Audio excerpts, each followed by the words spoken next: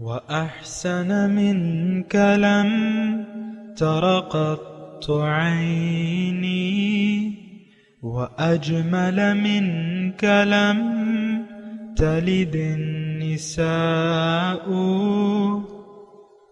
خلقت مبرأ من كل عيب خلقت مبرأ من كل عيب كأنك قد خلقت كما تشاء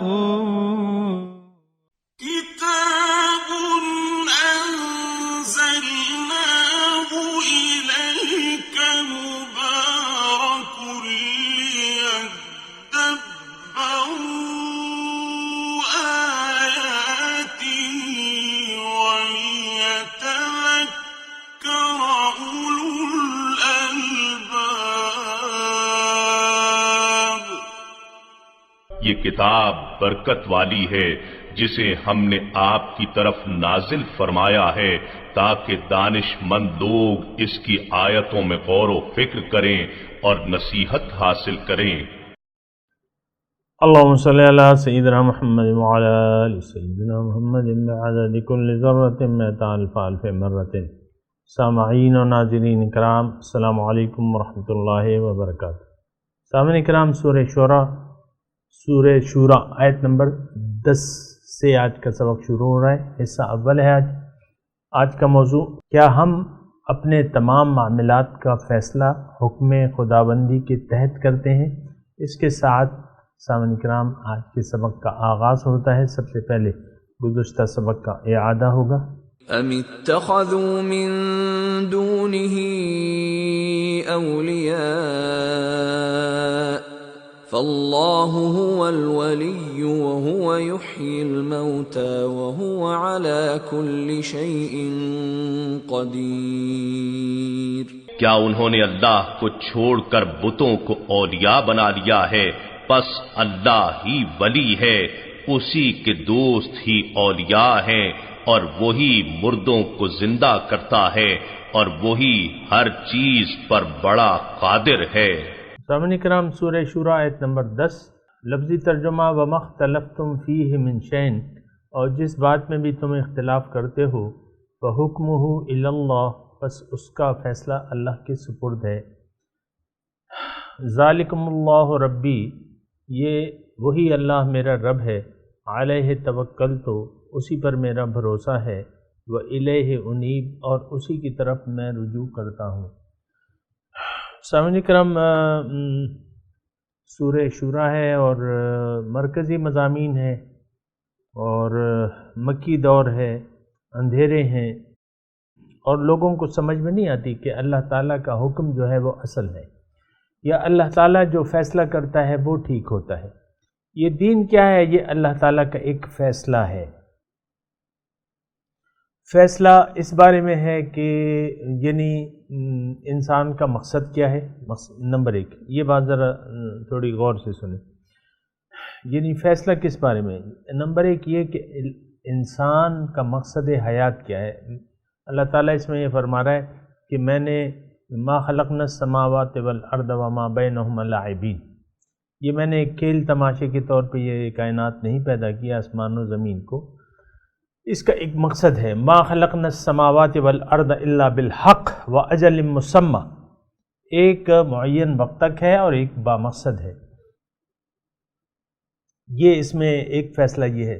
پھر اس میں فیصلہ اس بات کا ہے کہ انسان آخر کون سا طریقہ کار ہے جس کے ذریعے انسان یعنی جس کے تحت انسان زندگی گزارے تو وہ کامیاب ہو جائے گا. وہ بھی اللہ تعالیٰ نے اس میں ایک دین ہمیں بیان فرمایا ہے.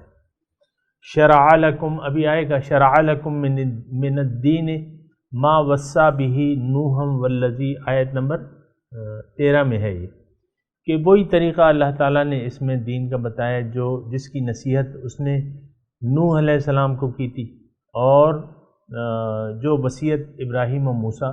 یعنی انسان کے، تھوڑی سی توجہ سامعین کرام، یعنی انسان کی زندگی میں کامیابی کا طریقہ بنیادی طور پہ ایک ہی رہا ہے.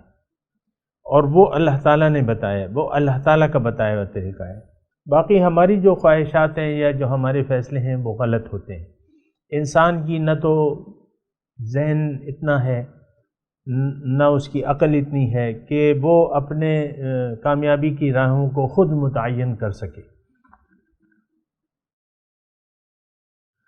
تو یہ آیت اتنی مشکل نہیں ہے، لیکن اس میں مضمون جو ہے وہ ہمارے لیے بڑا قیمتی ہے۔ مختلفتم فیہ شیئن فیہ من شیئن فحکمہ الی اللہ، جس بات میں بھی تم اختلاف کرتے ہو تو اس کا فیصلہ اللہ کے سپرد ہے۔ یعنی اللہ تعالیٰ تمام فیصلہ کرنے والوں سے بہتر، وہو احکم الحاکمین، تمام فیصلہ کرنے والوں سے بہتر فیصلہ کرنے والا ہے۔ اور اللہ تعالیٰ ہی اس بات کا یعنی یہ بات اللہ ہی کو زیبا ہے کہ وہ ہمیں ہماری نجات، ہماری کامیابی کا راستہ بتائے۔ یہ کام اللہ ہی کو زیبا ہے۔ اس کی وجہ کیا ہے؟ الا لہ الخلق و لہ الامر، مختلف اس کی یعنی مختلف انداز سے یہ بیان کیا گیا ہے، لیکن اللہ تعالیٰ نے قرآن میں یہ بیان کیا ہے کہ مخلوق اس کی ہے، حکم اس کا ہوگا۔ ظاہر ہے اس میں کوئی دو رائے نہیں ہو سکتی کہ یعنی میں ایک چیز کو، انسان اگر ایک چیز کو کریٹ کرتا ہے، بناتا ہے، یعنی نقلی جو اس کے پاس موجود اسباب ہے، از خود تو کوئی نہیں بنا سکتا، جو اللہ تعالیٰ نے اسباب مہیا کیے ہیں اس سے وہ ایک ایجاد کرتا ہے۔ اس ایجاد کا بہتر طریقہ استعمال اس کا موجد ہی بتا سکتا ہے، کیونکہ اسی نے اس چیز کو ایجاد کیا ہے۔ یعنی ایک کمپلیکیٹڈ مثال کے طور پہ مشین ہے جو آپ کی سمجھ میں نہیں آتی، لیکن ملٹی پرپز ہے، تو وہ اس کے ساتھ یعنی ایک مینول ہوگا، ایک کتاب ہوگی ضرور جو آپ کو اس کے استعمال کا طریقہ بتائے گی۔ بین ہی اسی طرح سامعین اکرام اللہ تعالی ہمارا کریٹر ہے، ہمارا خالق ہے، اور ہمیں اس نے یہ زندگی عطا کی ہے۔ دوسری بات یہ ہے کہ جو کچھ مٹیریل ہے وہ ہمارا مقصود نہیں ہے، وہ ہماری منزل نہیں ہے۔ ہماری منزل تو پرے ہے چرخ نیلی فام سے منزل مسلماں کی، ستارے جس کی گرد راہوں وہ کارما تو ہے۔ تو منزل جو ہے ہماری ظاہر نہیں ہے، باطن ہے۔ اب باطن ہم حاصل کیسے کریں گے؟ ظاہر ہے کہ باطن، جب میں الفاظ کہتا ہوں تو باطن کی واحد حقیقت کیا ہے؟ اللہ۔ تو اللہ تک پہنچنے کی لیے ہمیں دنیا میں بھجوایا گیا ہے کہ ہم مختلف طریقوں سے اپنے اندر اس کے قرب، اس کے دیدار، اس کی معرفت، اس کی ملاقات کی تاب اپنے اندر پیدا کر لیں۔ دیکھیں موسیٰ علیہ السلام تاب نہ لا سکے باوجود شوق کے، اور ان کو تجلی کا ایک پرتو دکھا بھی دیا گیا، لیکن اس کی تاب نہ لا سکے۔ فلما تجلی ربہ للجبل جعلہ دکا وخر موسیٰ صعقا۔ جب مطالبہ دیدار ہوا موسیٰ علیہ السلام کی طرف سے، رب ارنی انظر الیک قال لن ترانی، جواب کیا ہے موسیٰ کس کو؟ پیغمبر، جلیل القدر پیغمبر، اولو العزم پیغمبر۔ جواب ان کو کیا ملا؟ لن ترانی۔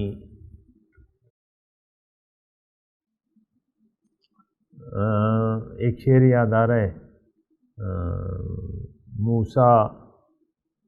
موسیٰ ذہوش رفت در، یعنی اس کا پہلا اس کا یہ ہے، اور پورا شعر تو مجھے یاد نہیں آ رہا، لیکن اچانک ذہن میں آیا، میں آپ کے ساتھ شیئر کر رہا ہوں۔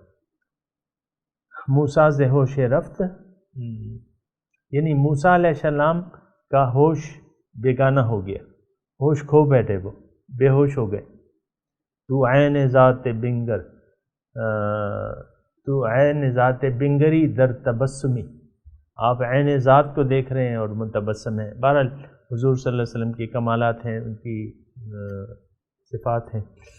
تو اصل مضمون کیا ہے ہمارا؟ وَمَا اخْتَلَفْتُمْ فِيهِ مِنْ شَيْءٍ فَحُكْمُهُ إِلَى اللَّهِ۔ دیکھیں ادھر ادھر جانے کی ضرورت نہیں ہے، بنیادی مضمون کو دیکھیں، شان نزول کے حساب سے، سیاق و سباق سے آپ اس مضمون کو سمجھتے ہیں۔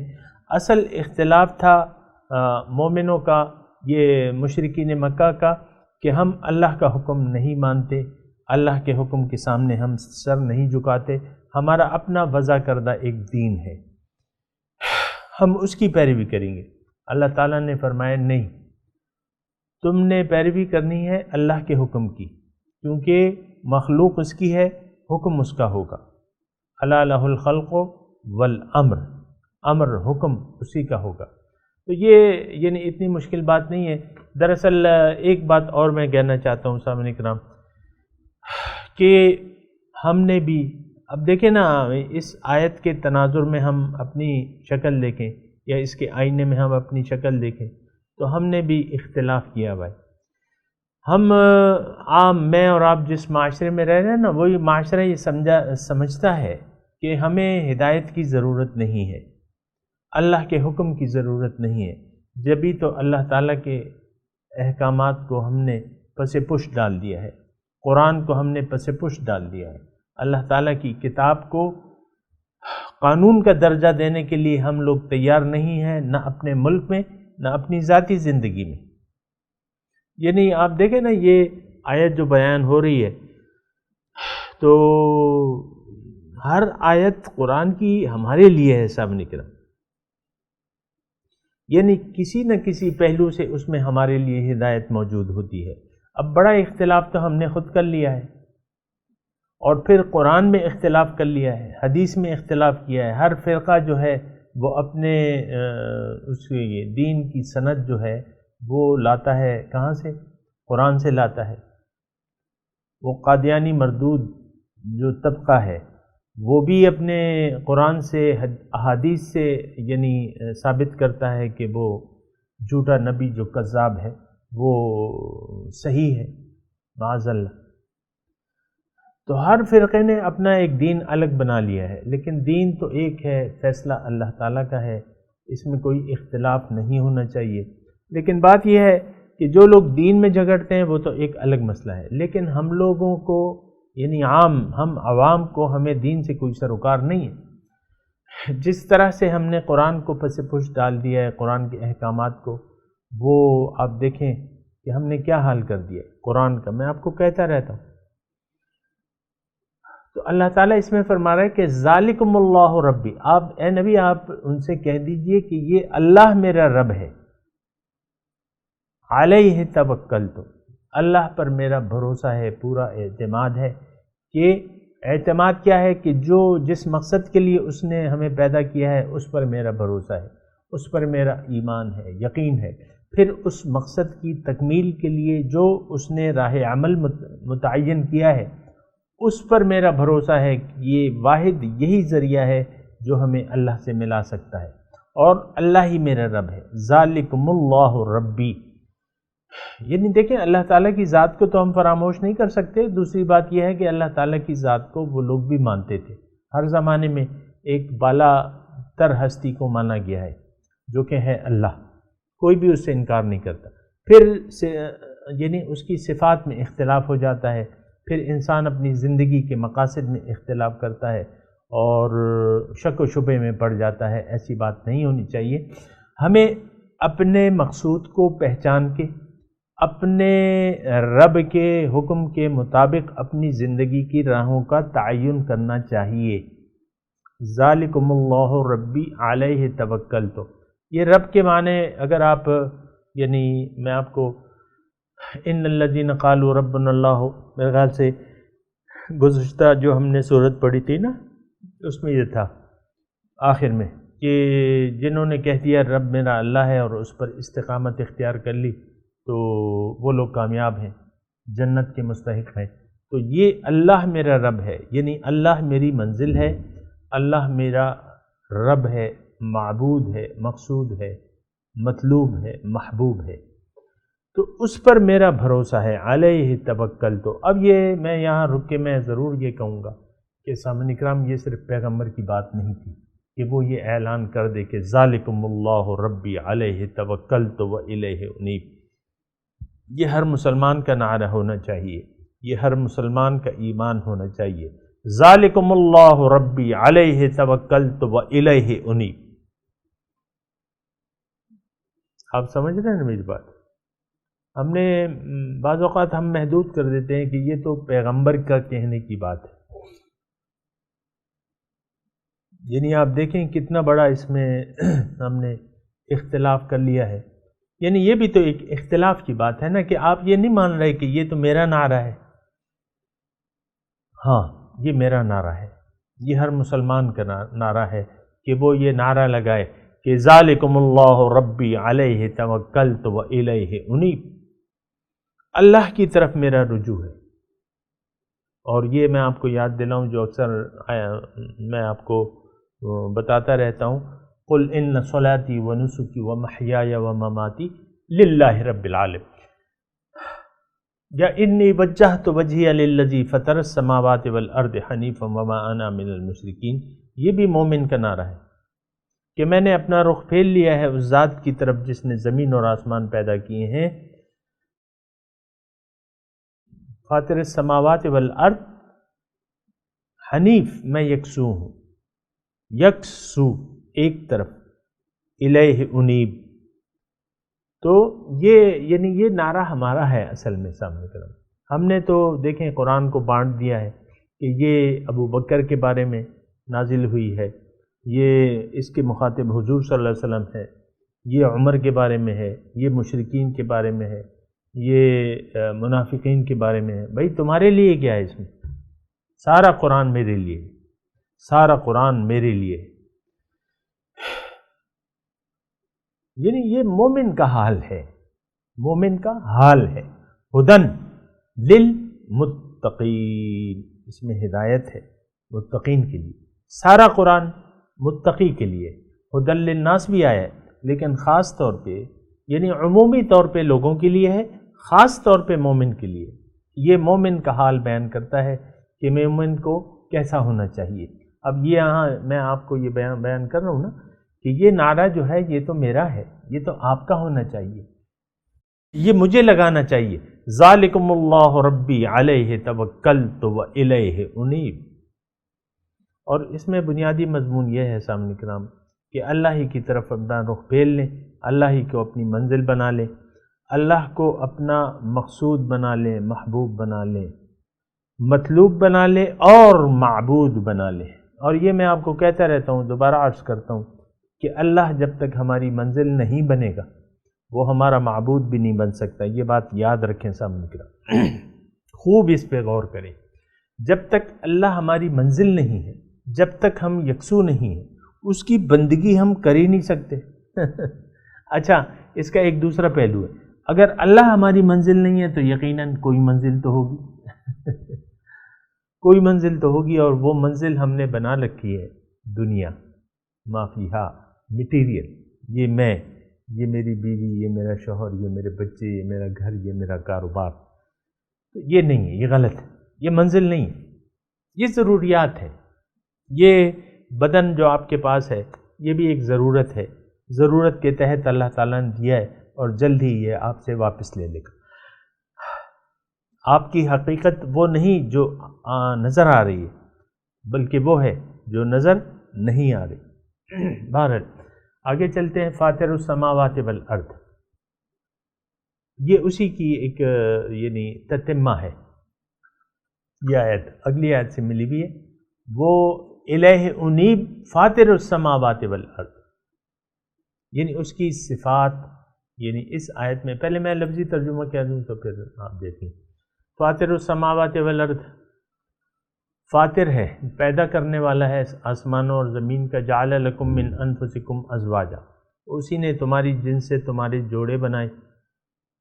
ومن الانعام، اور چار پایوں کی بھی جوڑے بنائے۔ یزرعکم فی، زمین میں تمہیں پھیلاتا ہے۔ لیس کمثلہ شیء، کوئی چیز اس کی مثال نہیں ہے، اس کی طرح کوئی چیز نہیں ہے۔ وہو السمیع البصیر، اور اللہ تعالیٰ سننے والا اور دیکھنے والا ہے۔ بہت بڑا مضمون ہے سامنے کرام اس آیت میں۔ فاطر السماوات، یعنی دیکھیں اللہ تعالیٰ ایک ذات ایسی ہے کہ جس کے متعلق ہم سوچ نہیں سکتے. ہماری سوچیں جو ہیں یعنی وہ کام چھوڑ دیتی ہیں، کام ہی نہیں کرتی، عقل تو کام ہی نہیں کرتی. اللہ وہ ہے، اللہ وہ نہیں ہے جو آپ کے ذہن میں کچھ اس کا تانا بانا آپ بن سکتے ہیں، وہ اللہ نہیں. اللہ تعالیٰ وہ ہے جو آپ کے ذہن میں آئے نہیں. ادراک یعنی معرفت سے ادراک مطلب یہ ہے کہ آپ جہاں آپ کی عقل چھوڑ جائے، تمام عقل مسدود ہو جائے، محدود ہو جائے، غائب ہو جائے اور آپ کی عقل کام چھوڑ دے، وہاں سے شروعات ہیں ذات کی. اور اس میں یہ بات بیان کی گئی ہے لیس کمثلہ شیء، کوئی اس کی طرح نہیں ہے. بہرحال ہم ایک ترتیب سے آتے ہیں. اس آیت کا پہلا حصہ جو ہے فاطر السماوات والارض، یہ آسمان و زمین کی پیدائش الگ ایک اللہ تعالیٰ کی قدرت کا ایک مظہر ہے. اللہ سماوات والارض کو اللہ تعالیٰ نے اپنا نور بھی کہا ہے، اللہ نور السماوات والارض. دیکھیں ہمارے اس میں پشتوں میں ایک وہ ہے ضرب المثل ہے.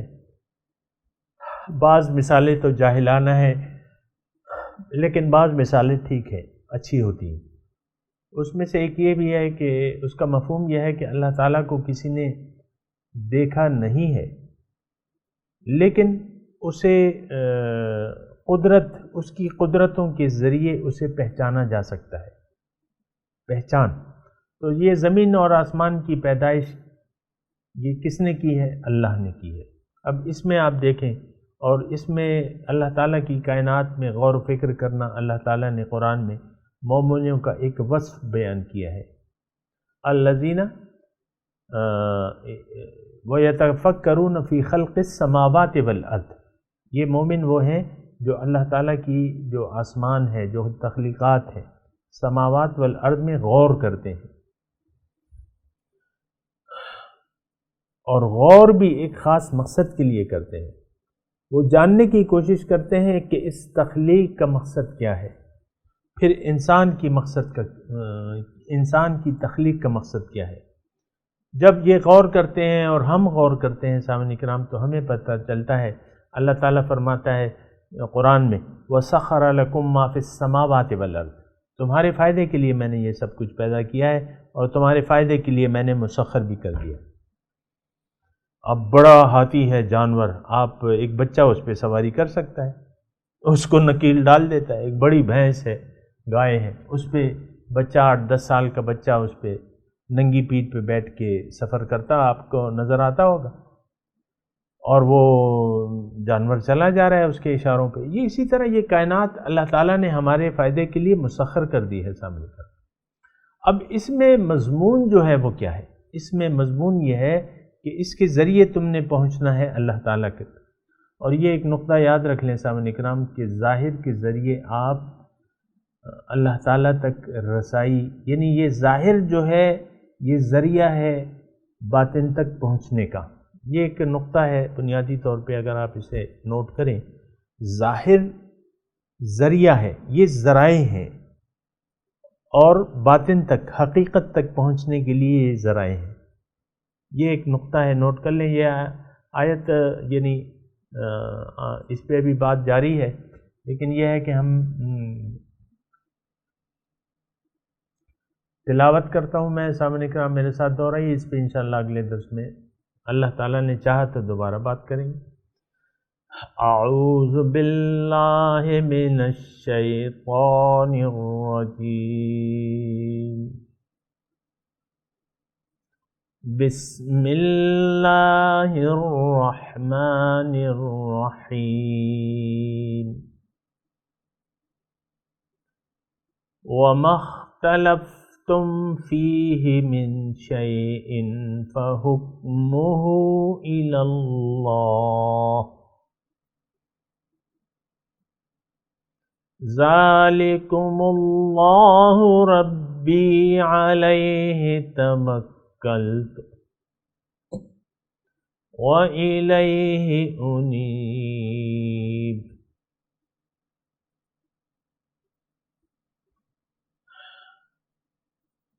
فاطر السماوات والارض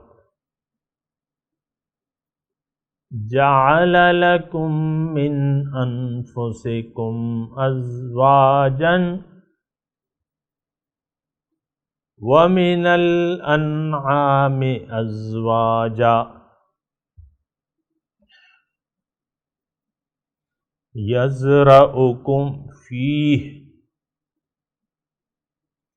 ليس كمثله شيء وهو السميع البصير۔